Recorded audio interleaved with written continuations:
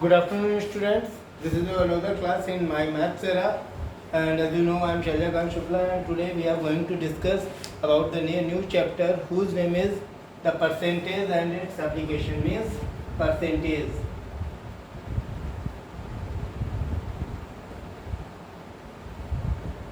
अगर हम लोग परसेंटेज की बात करते हैं तो परसेंटेज का मतलब होता है कि पर 100, यानी कि इसमें 100 से डिवाइड किया जाता है, तब हम लोगों को किसी भी चीज़ का परसेंटेज पता चल जाता है। सेकंड चीज़ पर 100, ये तो चलिए शब्द की बात हो गई। अब हम लोग एग्जैक्टली देख लेते हैं कि ये किस तरीके से फंक्शंस करते हैं और किस तरीके से इसकी वैल्यूज़ हमारे सामने टाइम टू टाइम आती हैं।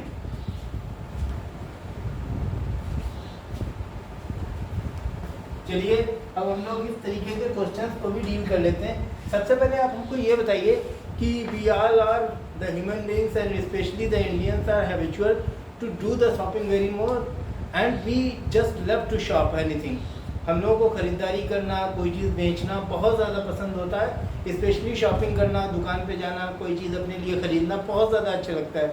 तो उसी से रिलेटेड एक चैप्टर है ये परसेंटेज। सबसे पहले हम लोग इसमें बात कर लेते हैं सेलिंग की, बाइंग की, कॉस्ट की और डिस्काउंट की, या फिर इसके साथ में हम लोग बहुत सारी और चीज़ों की बात करते हैं। चलिए स्टार्ट करते हैं। सबसे पहले हम लोग बात कर लेते हैं सेलिंग प्राइस की, सेलिंग प्राइस, और दूसरा बाइंग। सेलिंग प्राइस की सबसे पहले हम लोग बात कर लेते हैं कि सेलिंग प्राइस या एसपी क्या होती है, और सेकंड वन कॉस्ट प्राइस। तीसरा हम लोग बात कर लेते हैं इसी में डिस्काउंट, प्रॉफिट और उसी के साथ में लॉस की। ये सारी चीज़ों के बारे में आज हम लोग डिस्कस करेंगे। सबसे पहले आप लोग ये बताइए कि जो सेलिंग कॉस्ट प्राइस होता है एक्चुअली में वो क्या होता है। जैसे सपोज कीजिए कि कोई भी चीज़ आपने बनाई है अपने आप, तो वो चीज़ बनाने में एग्जैक्टली आपको कितना पैसा आपका खर्च हुआ, या वो चीज़ अगर आपने कहीं से ख़रीदी है तो वो चीज़ आपने कितने में ख़रीदी है। सपोज दैट कि आपके पास एक पेंसिल है और आपने वो ख़रीदी है 3 रुपये की, दैट्स मीन कि 3 रुपये क्या हो जाएगा, कॉस्ट प्राइस हो जाएगा। 3 रुपये क्या हो जाएगा, उसका कॉस्ट प्राइस हो जाएगा। और वो पेंसिल आपके भाई को तुरंत चाहिए थी और आपने कहा कि ठीक है मैं आपको दे दूंगा, लेकिन इतनी रात को मार्केट कौन जाएगा पेंसिल लेने के लिए, मैं अपनी पेंसिल आपको 5 रुपीज़ में दूंगा। तो भैया को तो मजबूरी थी लेनी। देन व्हाट इज इट कि चलो ठीक है मुझे 5 रुपये की दे दो, कोई फ़र्क नहीं पड़ना है। तो आपने वो पेंसिल इनको बेची कितने की, मीन्स सेल कितने की, बेची कितने की, तो आपने बेची इनको 5 रुपये की। अब ये तो एक सिंपल सी चीज़ है कि अगर 3 रुपये की चीज़ आपने 5 रुपये की बेची, यानी कि यहाँ पर क्या हो गया, आपका जो सीपी था मीन्स जो कॉस्ट प्राइस था वो कम हो गया, और जो एसपी था मीन्स जो सेलिंग प्राइस था वो ज़्यादा हो गया। तो यहाँ पे आपने क्या कमाया, प्रॉफिट कमाया। क्या कमाया आपने, प्रॉफिट।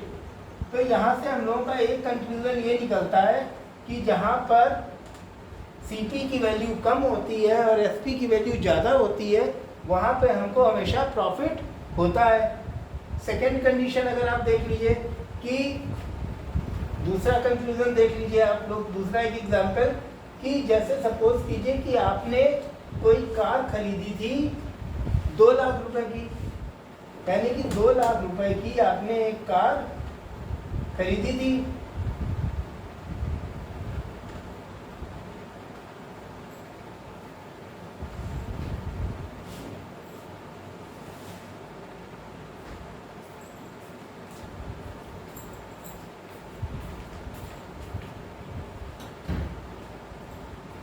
सपोज कीजिए आपने 2 लाख रुपए की कोई कार खरीदी थी एंड उसको 1.5 लाख रुपए में, यानी कि 1,50,000 रुपए में आपने उस कार को सेल कर दिया।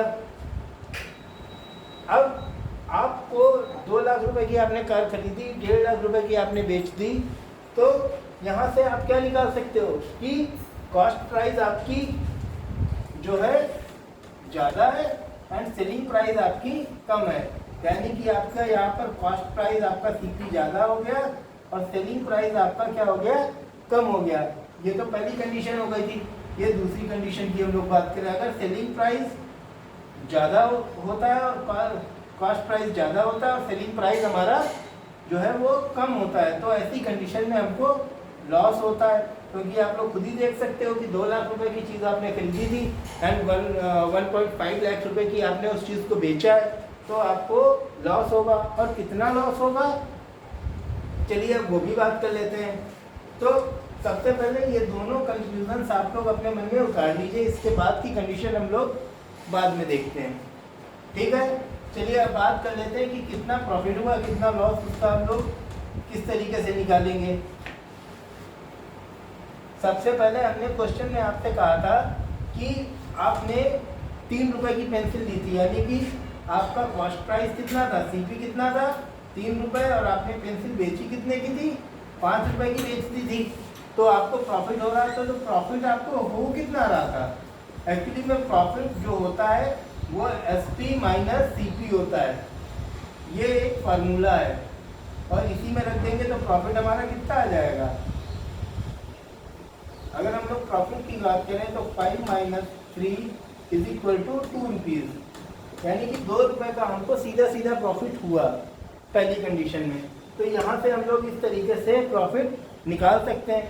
अगर अब हम लोग देखना चाहें कि कितने % का हमको फ़ायदा हुआ, प्रॉफिट परसेंट की बात करते हैं, जो कि हमारा चैप्टर है प्रॉफिट परसेंट, कितने % का हमको प्रॉफिट हुआ।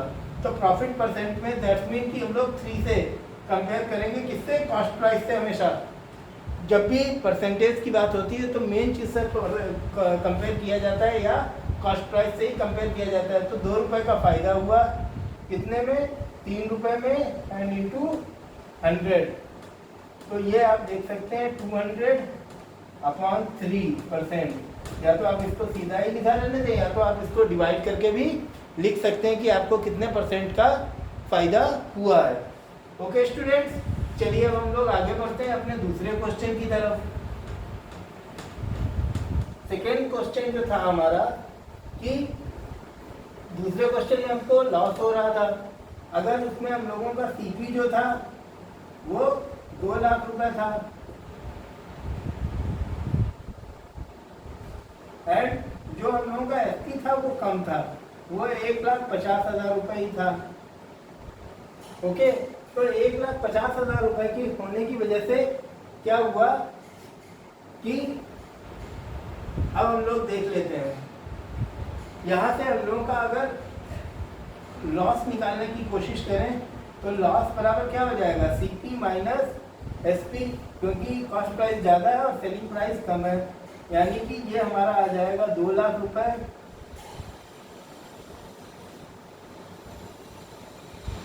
2 लाख रुपए की से सब्सट्रैक्ट कर देंगे 1.5 लाख को, ठीक। तो हमारे पास 50,000 रुपए का लॉस सामने आ गया। अब ये 50,000 रुपए का हमारे लॉस तो हो गया। अब अगर हम लोग ये निकालना चाहें कि 50,000 रुपए का लॉस हुआ तो कितने % का लॉस हुआ, चलिए आइए हम लोग अब ये भी देख लेते हैं कि लॉस परसेंटेज कितना हुआ। लॉस परसेंटेज बराबर कितना हो जाएगा, 50,000 इंटू 100 अपॉन कितना, अपॉन में आपका हो जाएगा 2 लाख रुपए। अब कैलकुलेट कर लीजिए आप लोग, 4 0 कट गए, 5 बन जा 5, 4 जा 20, 2 बन जा 2, 25 जा, यानी कि 25% का, यहाँ से आपको 25% का लॉस हो गया कार को बेचने में। तो इस तरीके से हम लोग निकाल सकते हैं कि जो परसेंटेज है वो हम लोग किस तरीके से निकालते हैं। चलिए इसी तरीके से डिफरेंट टाइप के परसेंटेज हम लोग आज निकालने की कोशिश करते हैं कि कैसे परसेंटेज निकाले जाते हैं, और ये चीज़ भी हम लोग सीख जाएंगे। चलिए अब इसके बाद में हम लोग बात करते हैं परसेंटेज में ही कि सपोज कीजिए 4 जो है कहा जाए कि 32 का कितना परसेंट है। तो सिंपल सी बात है कि 4 इंटू 100 अपॉन 32, 4 1 जा 4, 8 जा 32। अब हमारे पास आ गया 100 अपॉन 8, दैट्स मीन 25, 4 से डिवाइड कीजिए और यहाँ पर 2, दैट्स मीन 12.5% हमारे पास एग्जैक्ट रेशियो आ गया, यानी कि 4 जो है 34 का 12.5% या 25/2% है। इस तरीके से हम लोग ये चीज़ निकाल सकते हैं। और सेम कंडीशन अगर हम लोग दूसरी तरफ देखें कि इस प्रोसेस को अगर हम लोग इन्वर्स करें, मीन्स उल्टा दे दिया गया हो कि 200 रुपीज़ का जैसे आपसे कहा जाए 40% ऑफ 200 रुपीज़, 200 रुपीज़ का 40% कितना होगा। तो सिंपल सी चीज़ है, 40% हम लोगों को निकालना है किसका, 200 का ना। तो 200 ऊपर हो जाएगा, नीचे 100 हो जाएगा। अब ये कट गया तो आपके पास आ गया 40 इंटू 2, दैट्स मीन 80। 40% 200 का 80 होता है। तो इस तरीके से हम लोग ये वाले क्वेश्चंस भी इजीली सॉल्व कर सकते हैं एंड इजीली इन क्वेश्चंस को भी डील कर लेंगे। चलिए अब हम लोग बात कर लेते हैं इसी से रिलेटेड दो और चीज़ों का। The first one is simple interest and second one is compound interest. सबसे पहले हम लोग बात कर लेते हैं कि simple interest.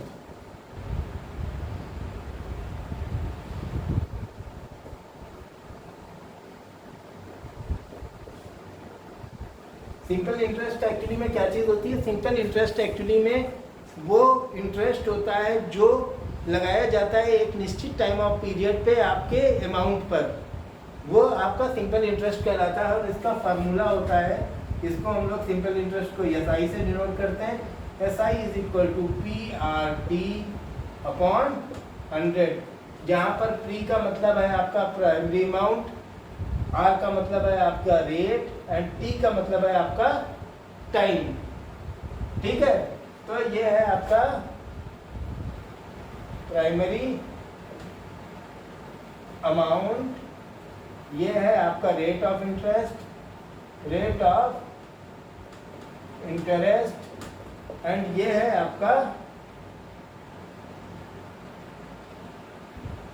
Time.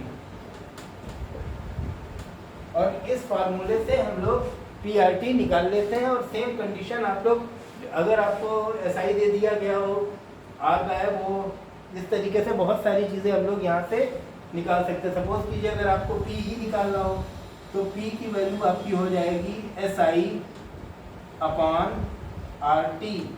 Same condition अगर आपको R निकालना हो तो R इज इक्वल टू हो जाएगा SI इंटू 100 अपॉन PT।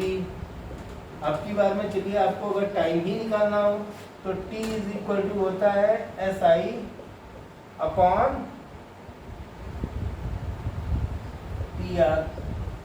और इस तरीके से हम लोग ये सारी चीज़ें इजीली हैंडल कर सकते हैं और इनको निकाल सकते हैं। चलिए ये बात हो गई हमारी सिंपल इंटरेस्ट की। इससे जुड़े कुछ सवाल भी हम लोग देख लेते हैं और देखते हैं कि वो क्वेश्चंस किस तरीके से सॉल्व होते हैं सिंपल इंटरेस्ट से रिलेटेड।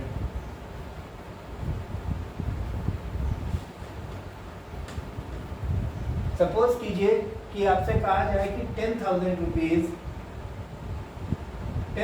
रुपीज़ 5% पर एनुअल की रेट से आपको जमा करने हैं एंड 3 सालों के बाद में आफ्टर 3 इयर्स आपको टोटल कितना पैसा मिलेगा।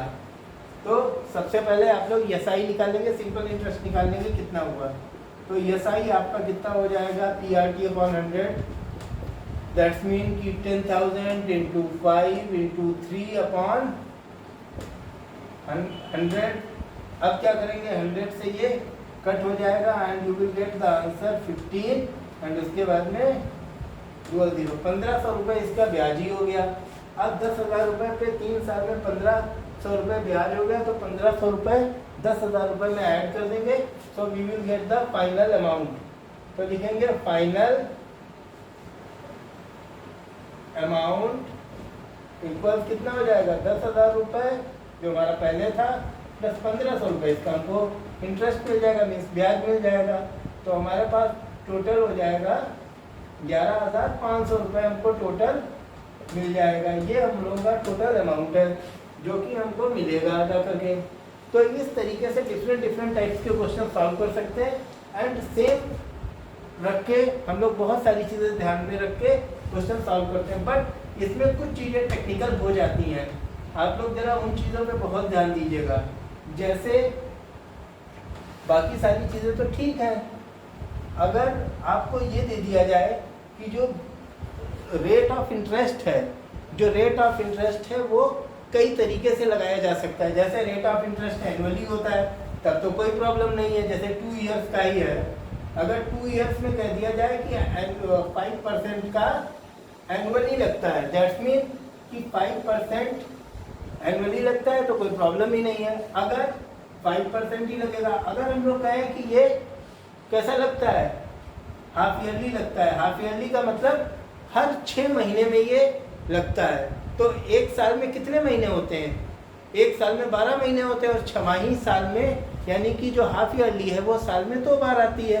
तो जो टाइम पीरियड है वो हमारा बढ़ जाएगा, टाइम हमारा 2 साल की जगह पे ये 4 क्या हो जाएगी, हाफ ईयरली हो जाएगी।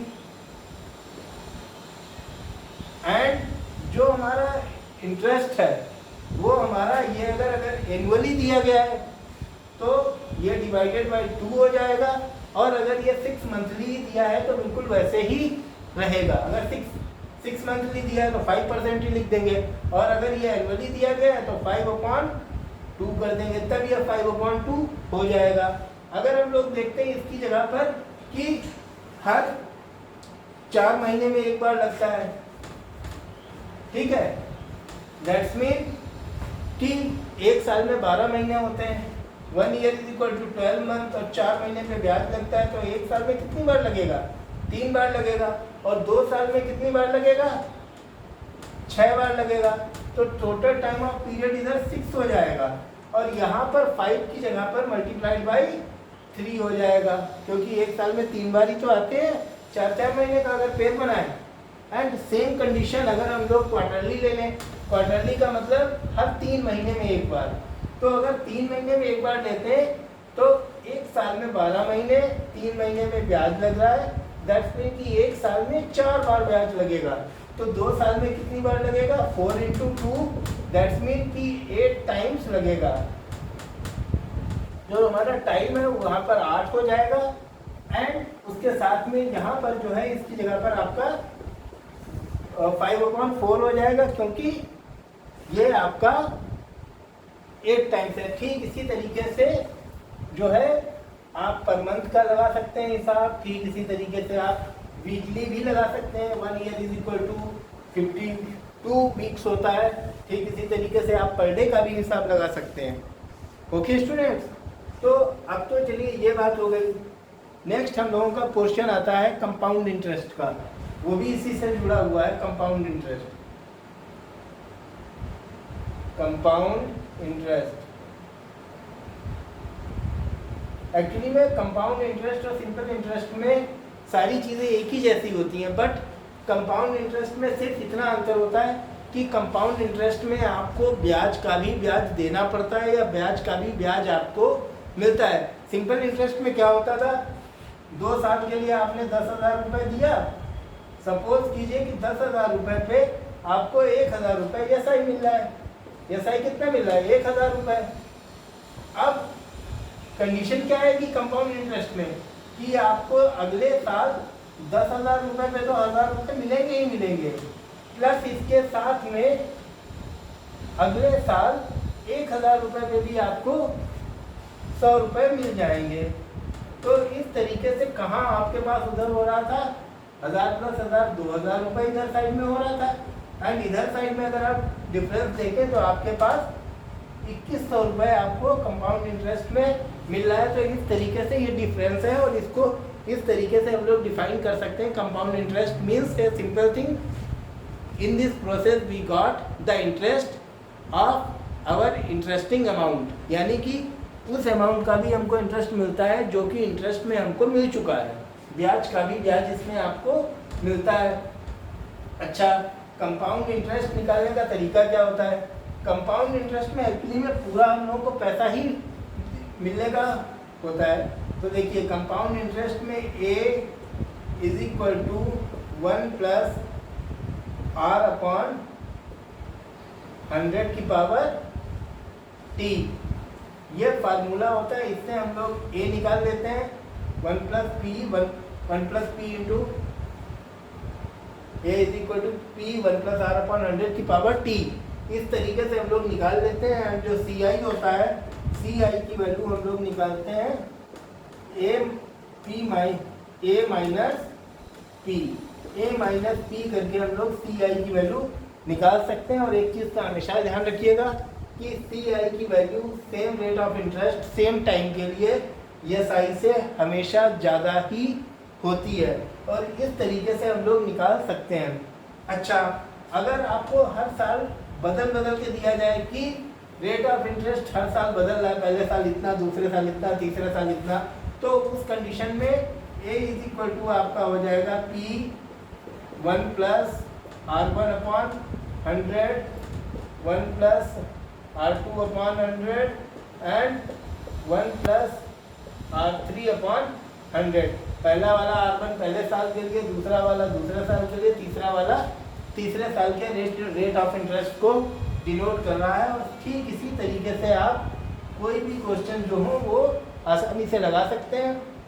आई डू होप कि आप सब ये चीज़ को अच्छी तरीके से समझ गए होंगे और इससे रिलेटेड क्वेश्चंस आप लोग लगाने की कोशिश कीजिएगा। And best of luck for the preparation of your examination. Thank you very much students.